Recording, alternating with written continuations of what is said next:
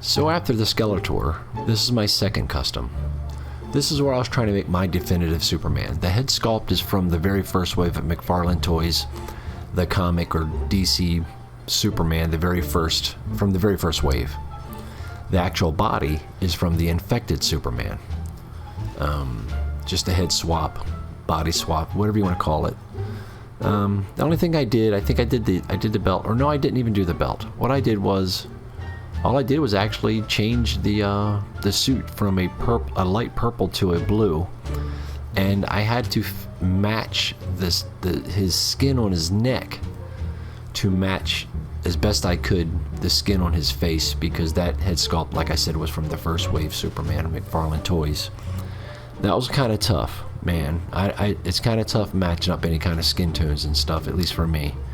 But outside of that, I thought it turned out okay.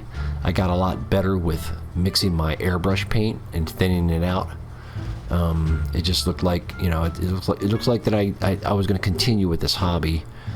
Whether it got better or worse, it didn't matter. At this point, I'm happy because it turned out smooth. It's nice clean lines, and yeah, that's it.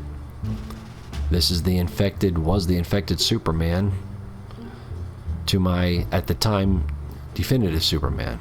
Thanks for watching.